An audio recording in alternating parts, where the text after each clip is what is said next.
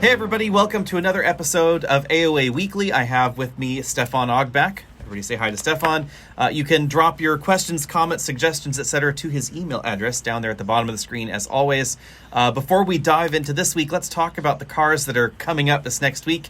And to make this interesting, Stefan, describe your thoughts of this little list of cars in less than 3 words. Acura NSX. Uh-huh. Just uh-huh? Oh my gosh, love that car. Oh, that was more than 3 words. Yeah. RCF. Hot Super River. The next video you will all be seeing on the channel is the Baby Bronco, also known as the Bronco Sport, but Baby Bronco's better. Oh, crossover that can go anywhere. Too long. Too long. Camry TRD. Hot Camry. You can't just use hot as the extra word in there. I think that's cheating. We have the Jetta GLI. Sedan GTI. Okay. We have the BMW 330e, which I think is the best base model in that segment right now. Electrified Bavarian. Okay. The GLB 35, which is the smallest 3-row in America. Hot hatch 7. Hot hatch? It is kind of a hot hatch. Yeah. Maybe we need to work on this process a bit more in next episodes. Yeah. We have the Highlander XSE, which is the Highlander that looks less like a Subaru. Okay, that's funny. Huh. This is not a bad thing, because Subaru's got a good design language, but when the current Highlander came out and I first saw it, I thought, oh my god, is this a reboot of the Subaru Ascent? Because you could put a Subaru logo on the exterior, especially the front with the wings, the Total logo and the wings, and it could be a Subaru. It totally can, but the XSE, I would probably describe it in 3 words. Only looks sporty. True. It does handle a tiny bit better, not much. Because there's some suspension tweaks on it apparently, right? Yep. But you can get red leather seats. Oh, fun. Yeah. For that alone, I would buy the XSE. And then starting tomorrow, we have a host of minivans dropping in on us, but not, sadly, the new Carnival. So we're going to get the Sienna Hybrid. They're all hybrids, so that seems redundant. The Odyssey, and then we're going to get the Pacifica Hybrid at the same time.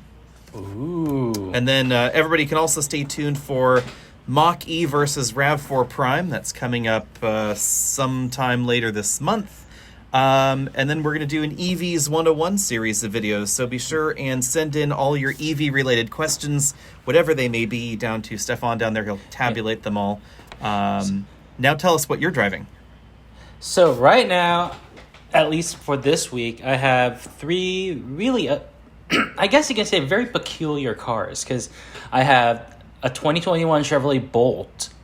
Which is it's a nice precursor, because I'm gonna be driving a Chevrolet Bolt EUV prototype in a few weeks, and then I have a Lexus NX 300H Blackline edition, which has an F Sport package. You usually don't get the F Sport package with the hybrid, but this one has it. And then probably the most peculiar car this week, an Altima VC Turbo in SR trim, which is the only way you can get a VC Turbo Altima now, because you can't get it with Platinum anymore. Right. It's quite a peculiar little thing. And you were lucky enough to just drive the Polestar 2, as I recall, last week, right? Yes, I just had the Polestar 2, and I love that car. My thought on the Polestar 2, and let me know if this is wacky, is this is the car that BMW would make if they were going to build a Model 3, but only had access to Volvo parts. You are not wrong with that. In the same way the G70 gave me flashbacks of old BMWs, but with a better ride and a little bit more, and just about that same level of connection as those old BMWs, this was giving me those same flashbacks. Yeah, it's it had a very Germanic feel. If you open your eyes, all the parts are Volvo, and it's such a weird thing. You're in this luxurious Swedish boutique on wheels, but then you drive it and it's holy cow, this thing has a lot of soul on this. And it's weird because they're not running away from the Volvo thing. Whereas No. with other divisions of companies, they try and play like, oh, we're walled off. We don't know what they're doing, and they're not quite. But then also, it's like they don't really intend to sell a ton, so they're only sold in these boutique showrooms in certain urban markets. Like if you're in Kansas, you're not going to get a Polestar 2. You didn't drive a performance pack car, did you either, right? I drove the performance pack at the launch, and then the non-performance pack afterwards. Yeah. I would buy the non-performance one.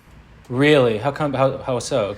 The ride in the performance pack model is just a little bit too edgy. It's already a little firm in the regular one, and then I know that this is going to offend some fans of Öhlins dampers, but the whole Öhlins thing of like, oh, I want to adjust my suspension, so I'm going to park and get out and then start twiddling knobs on my dampers. No, those are never going to get adjusted by me because I am way too lazy. My level of effort is push the button on the dash, and I want the car to do it for me. But yeah, love that car. Really, the only knock against it that I have against it is range. That's true. So let's dive into the questions. What's our first question here? So, first question. We have somebody looking for a plug-in hybrid, a luxury plug-in hybrid sedan. It needs to be able to do its 25 miles round trip in EV mode. Must have all the driver assistance tech. This person's currently looking at 330e, 530e, and S80, S60 T8. Got it. So I like all of them. I'm intrigued by the different ways these manufacturers have gone about their plug-in hybrids, because BMW is targeting entry level. So the 330e after tax credits is the least expensive 3 Series. It's the most efficient, the least expensive, and performance is identical to the 330i. A little bit slower if you get the 330i xDrive, and versus the xDrive. So all-wheel drive is going to make the plug-in hybrid a little slower. You do lose a little bit of trunk space, but the trunk is so big in the 3 Series that it just drops it down to average. So it goes from above average trunk to average. So no biggie there. And they've really smoothed out the plug-in hybrid system versus the original version. Volvo, on the other hand, is going after a different audience. They're making it the range-topping model. So if you want the fastest S60, the most horsepower, 400 horsepower, almost 500 pound-feet of torque, that's the S60 T8. It's the most expensive, fastest, most premium model. Both have relatively similar EV ranges, but the Volvo is going to be more efficient after that range is consumed, mainly because of the design of the system. And it's going to be all-wheel drive standard rather than all-wheel drive optional. If you're living in an area with snow, you might want to look at the BMW because it has a true mechanical all-wheel drive system. The Volvo system's quite capable, but it's never going to be able to send as much power to the rear axle as the BMW system. The Q5 plug-in hybrid is a good option. We should have that soon. I was actually supposed to be driving it before the whole pandemic went wrong, so it's been put on hold for a bit here. As I understand, sales were even paused for a little bit, but I think it's back on tap now. The range in Audi's plug-in hybrids isn't quite as far, though, is my only complaint. So if you really want that 25 plus miles of range, some of them it could be a little tricky in. And I believe their all-wheel drive system is also mechanical. Correct.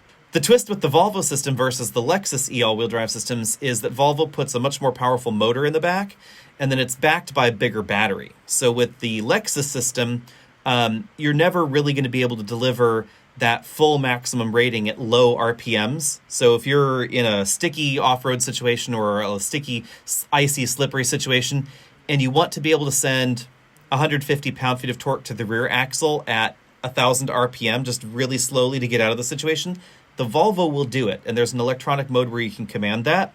So that way the power being delivered to the front axle and rear axle is more or less even until you hit about 160 horsepower delivered. And that's because of the bigger battery. On the Lexus side, the only way to deliver that extra power to the rear is for the engine to rev up, and that means that the front wheels are going to be spinning. So you have this weird, you need to send oomph to the rear, so the front wheels have to be slipping and spinning before extra oomph goes to the rear. So it does require a different skill set, and it feels a little bit less natural, even though it will get you out of situations that a front-wheel drive car wouldn't. Next question is, someone shopping for a mid-sized luxury SUV. I got everybody's loving their SUVs, right? Everybody's shopping for a mid-size SUV. Mid-sized SUVs, it's this time in the luxury segment. They've looked at the Audi Q7, Q8, the X5, the GLE, XC90, GV80, and wildcard pick, Land Rover Defender. What could we suggest them? The X5 really is, it's been the benchmark in that segment for so long that it's and there's a reason. I mean, it's not a bad thing. It's the Honda Accord of luxury SUVs. Yeah, it's kind of hard to go wrong with it. Every X5 Exactly. I've driven, Yeah. like the 40i and the 50i. This is if you're also wanting speed and your significant other, you kind of want to sneak that in through your significant other. Get the M50i. And if you're interested in something a little bit off the beaten path, there's the new Grand Cherokee L, which is, kind of this weird in between. It's not really a luxury vehicle, but gosh, it looks really good inside. The outside, personal styles aside, I'm a little torn on Jeep's new design, but the interior looks excellent. GV80 and GLE, both fantastic choices as well. I have a soft spot for the GLE because MBUX. My one complaint about the GLE is that the last two that I've been in have both had like some minor imperfections in the wood trim that I found a little bit, glaring. And it is quite exquisitely expensive. So we have somebody asking about why doesn't Hyundai and Kia offer everything into one package? This person was looking at the K5 GT and the Sonata N-Line, but is kind of sad, is disappointed that they can't get all-wheel drive with the 2.5 turbo and can't get every feature on the Sonata N-Line. Unfortunately, if you're waiting for the Tucson N-Line, that's going to disappoint you too. The N-Lines and the SUVs will only get suspension tweaks and exterior design changes. That's it. The Sonata and the Elantra are a little more extensive because in addition to the suspension tweaks, they get steering and they also get a different engine. It's like, as to the why, we should get a product planner to interview at some point, because so much of this goes into what are people going to want, what are they going to buy, and most importantly, what product is going to step on their toes. And so for the Kia K5, there's an easy answer. It's because we have the Stinger. So if you want a turbo and all-wheel drive, we have a Stinger for you. If you want front-wheel drive, we have a K5. If you want rear-wheel drive, there's the Stinger. Previously, if you wanted a V6, there was the Cadenza. If you wanted a V6 with turbos and all-wheel drive and a bigger sedan, there was the K900. Obviously, that turned out to be way too many models, so they just whacked two of them at the knees. But there is still that Stinger, and that still makes sense. And on the Hyundai side, logically, there's Genesis. We have somebody looking for their first car. They've narrowed it down to a 2021 Sentra and a 2021 Forte. I would say it's probably going to be worth waiting for the new Civic because there are already some spy shots. We know generally what it's going to look like, and the final version is right around the corner. I would say probably wait for the Civic so you can at least cross-shop and decide which one you like best. But honestly, it's going to be hard to go wrong with any of the compact stands currently on sale right now. A lot of strong entries in that segment. Yeah. And they're all pretty new, so they've all received recent refreshes or complete redesigns.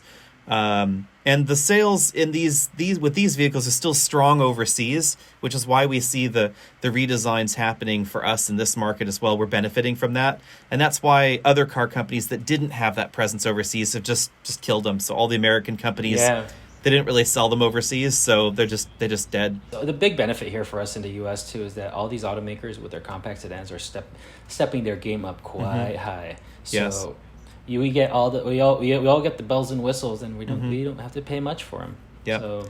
And I would say though, if you're depending on which trim level you're looking at, it's always worth looking at a mid-size sedan, because the tricky thing is that when you take a look at the Civic versus the Accord, for instance.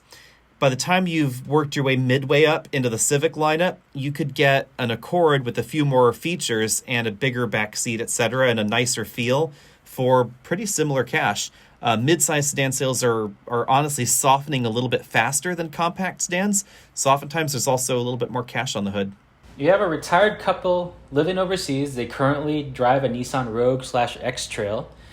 So they're coming back to the U.S. looking for an all-wheel drive SUV, and their budget is $45,000, and it has to run only on regular gas. Every just to prove a point, every car we test, or I test up here in Northern California, we only feed it regular gas. there are very few engines where it is absolutely positively a must-have. Then we'll feed it something a little nicer. But my Durango, mid-grade recommended. It has never received a tank of mid-grade in its life. NSX works just fine on regular unleaded. Sorry, Honda. The truth of the matter is that modern engines designs just reduce power. They retard engine timing. They'll fiddle with the valve lift and duration, etc. if they are so equipped. And modern engines can handle that fuel grade just fine. There's not a huge difference unless you're on a track in Blythe, California in the summer. Then you will notice a performance difference. But modern engine designs are capable of compensating. The Santa Fe is another one I'd add. Santa Fe looks good. Hopefully we'll be driving one soon. Yeah. We're told maybe the end of the month. I really like the Bronco Sport. The Bronco Sport was adorable. It's a little smaller. It's not quite in that segment. But it's roomy inside. And if you can get your hands on it, the RAV4 Prime. Yeah, especially considering you can get so much tax credits where you get the full 7,500 if I'm not mistaken, right? Mm-hmm. Oh, somebody looking for a luxury compact sedan, CPO. Looking at the Germans right now, C-Class, A4, and 3 Series, but also wants to know why are there conflicting reports on reliability? A4 ranks high, but forums complain about the astronomical maintenance costs. Yeah, I mean, the one thing to know about any modern Audi with the dual clutch transmissions is that they will require fluid replacements every 45,000 miles, I believe it is, based on their maintenance schedule. So maintenance costs can be above the other Germans because of that, especially on CPO vehicles where theoretically you're buying a car that's real close to that first fluid change, and then you're going to be responsible for that fluid change unless it was done as part of the CPO refresh. So that's definitely something to keep in mind. The logical answer for all of these vehicles is that the luxury car dealers will charge you more for the same work versus a mainstream dealer, logically. So you take your Lexus to the Lexus dealer, it's going to cost you more to do the same work than in a Toyota dealer. That's just sort of, you have to pay to play, I guess, in the luxury segment in a way. The other thing is the parts themselves may be more expensive because they're going to build fewer of them too. So if you're building, 300,000 Honda Civics just for the U.S. market a year and, maybe 700,000 worldwide, those components are going to be pretty inexpensive. But if you're looking at a car that only sells 50,000 units a year, the parts are going to be more unique and more expensive to produce. There's no volume of scale in the same way that we see in those other vehicles. And that's why we see that the independent shops, the cost of maintenance will get lower on some of the European vehicles, but not as low as, say, taking your Escalade to the independent shop to get its oil changed versus to the Cadillac dealer, or filters changed or things like that, because all of those components are more common within the General Motors lineup. So they'll be used in pickup trucks and SUVs from the other brands. All right, so we have a couple in their mid-70s. They're looking for their last vehicle. Must last 10 to 15 years. Gas mileage and space are a must. And the budget is $40K, and it has to be a crossover.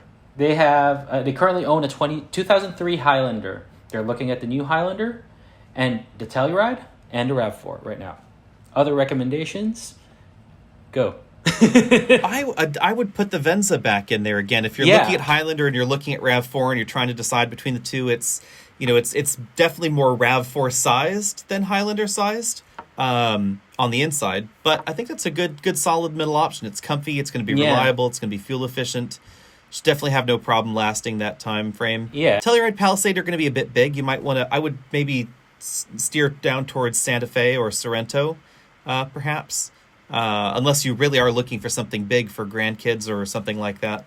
I'd also add the Outback to this list. The Outback's also a good choice. If you're looking at a crossover because you want that higher H point for entry, for ease of entry, the Outback is a bit more sedan-like in its position. So depending on how tall you are, getting in and out of it could be less easy than a Forester, say. Mm-hmm.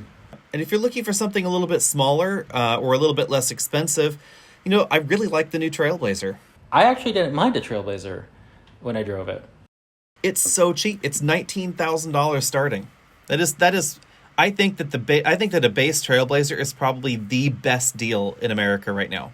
Not only does it start at $19,000, but Chevy dealers are more likely to haggle, and there's more likely to be some national incentive cash. So you could probably get a Trailblazer for Nissan Versa money if you tried real hard. All right. So we have another person looking for a car, but is willing to consider both sedans and crossovers. Must have a smooth ride and comfortable for long road trips. $35K is the ceiling. Could be new, could be 1 to 2 years old. I would say any of the mid-size sedans are going to be a good option here. You know, they're all in that price point. The lightly refreshed Accord is good. I would skip the hybrid because the hybrid's fuel economy is a little lackluster, but the base 1.5 turbo or the 2-liter turbo are excellent options. The Camry hybrid gets really, really good fuel economy. So if you're looking for over 50, if you treat it nicely, the Camry hybrid is definitely there. Were you able to get 50 out of that Camry hybrid when you? Oh yeah. It's shockingly good. Good. Okay, I have it coming next week, so I'm gonna try. Treat it gently, and you can get 50. Drive it like you stole it, and you'll be, high 30s, low 40s. So it does not drop as far as the Accord does if you drive it hard, which is surprising. Because same drivetrain in a boxy RAV4 gets you 40. Toyota's their latest 2.5-liter based hybrid system is excellent in every vehicle that it's been in. It's surprising how much more efficient that generation is than like the generation that we see in the Lexus NX, which is the previous generation of the system, which doesn't get anywhere near what we see in the RAV4. They've really made some huge improvements. And if you're looking for a deal, it seems like they're looking for the deal here, Kia just killed the Cadenza. You might be able to get some good deals on that. If you're doubting about that Cadenza, why it got killed immediately, don't, because the Cadenza is a fantastic cruiser. Yeah. It is a Lexus in disguise. It lives on in other world markets, and the new one is really, really good looking. I was shocked how good that one looks. It's definitely looks like, we've tried being the value alternative to the Lexus ES. Now we're just going to go full on Lexus ES, but sorry, America, you'll have to move to South Korea. You're not getting it. Yeah. We have another person here with a budget of $45K. Doesn't care for BMW, Lexus, or Mercedes. Older gentleman, about 6'2" in height, so about a little bit taller than you, Alex. Actually, are you calling me an older gentleman? No, I'm not. So he is about 6'2" in height and has a $45K budget.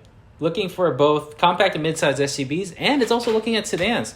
So bravo to you folks who are still looking at sedans. So looking for a thing around 45.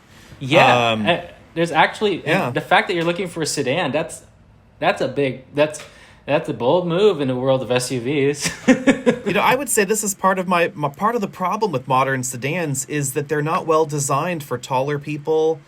Some of them for long-legged people. And so it's a self-fulfilling prophecy. Car companies are like, oh, we need to make them sexier so we can appeal to a larger audience, and so we'll slam the roofline down even more and tighten them up, and then fewer people will fit in them, and so therefore their sales go even lower. So especially if you have family members that are taller, that kind of rules out things like the Accord, which has a pretty limited back seat. The Camry has the most headroom, but only if you get the non-hybrid, because the hybrid does reduce your headroom a little bit. And there aren't as many options in that segment as there once were. I've noticed that a lot of the cars that are on Toyota's TNGA-K architecture, TNGA-C, whichever, depending on the size, they've gotten low. Like the age point has gotten very low. Like the Prius was shockingly low for what Yes. Their research indicates that's what their shopper wanted, supposedly, was this sexier, sportier driving position, etc. My bigger complaint with TNGA is that their interiors have all shrunk. So RAV4 got smaller, Highlander got smaller, etc. So we'll see how that translates to some of the newer products in the pipeline. But the latest platforms from Toyota have resulted in some interior volume shrinkage. Yeah. Right, good segue to American brands. Are there any American vehicles that you would recommend for its reliability, or is a foreign-made vehicle the way to go? Oh, tricky. I love reliability questions. That's a tricky one. I love blowing minds with reliability questions because let's put it this way. Here's the deal. So when you look at any reliability metric out there, whether it's Consumer Reports or JD Power, whichever one you put faith in, there is going to be a statistical difference in reliability between brands.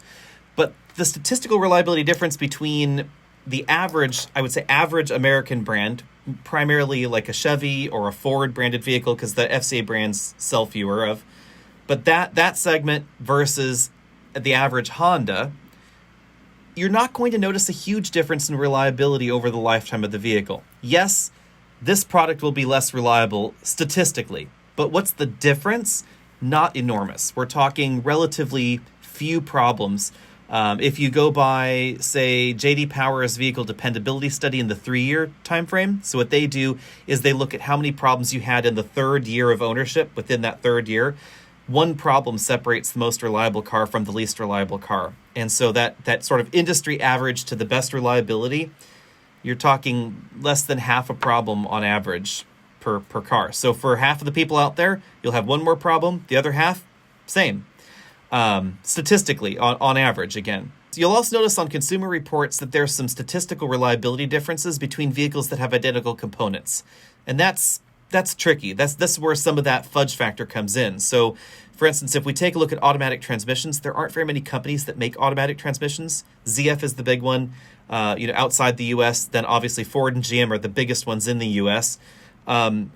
The Chrysler group of companies, now Stellantis, almost exclusively uses ZF transmissions now. They don't really do their own, except for some very select units in either trucks or their inexpensive vehicles.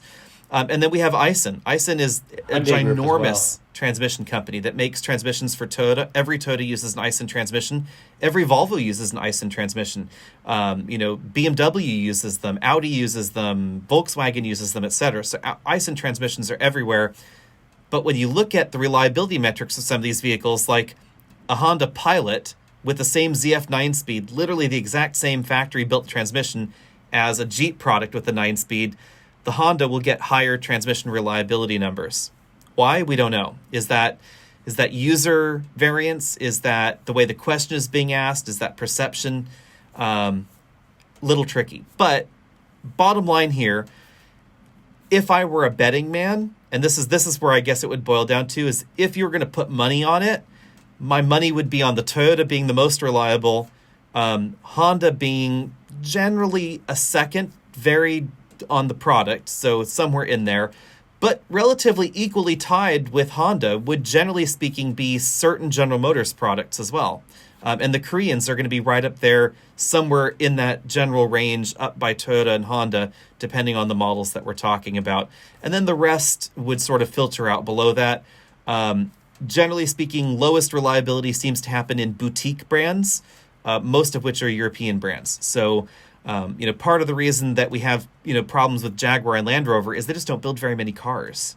So by the time they've found the problem, that may be a pervasive problem, every F-Type may have the problem because they built 5,000 of them. And Honda would have figured that out after the first 2 days of production because they're going to build 5,000 Honda Civics in like 24 hours. So you find the problem much faster when you're building 1 million of something. And that's why, if reliability is a concern, you avoid the small volume manufacturers. If you don't avoid the small volume manufacturers, you still want to go there, though. Mm-hmm. Really, maintenance. Be on time with everything, because that's the only way you can avoid astronomical costs, unwanted things, True, yeah. And be prepared for the weird stuff that might happen. So, mentally prepare, understand that this may be a thing. And you know what? If you love the car and there's a little bit of unreliability, but you love the car, it's probably not going to be as much of a problem as if you hate the car and it's unreliable. Yeah. That's the worst combo. Yeah. But I would also say that if you're leasing a brand new vehicle, honestly, the difference is going to be incredibly minor because the first 3 years are the 3 most reliable years for any new vehicle out there. Mm-hmm. You're going to be in warranty the entire time. Every new vehicle in the U.S. has a warranty that will last the entire lease window, unless you get a really crazy long mileage lease. So your risk factor in that lease window is much lower. So if that's really of concern to you, lease a Lexus, and you're going to be in the best shape possible. Can't disagree with that. So with that out of the way, let's let everybody the email address down there again, and we will see all of you next week. Cheers, guys.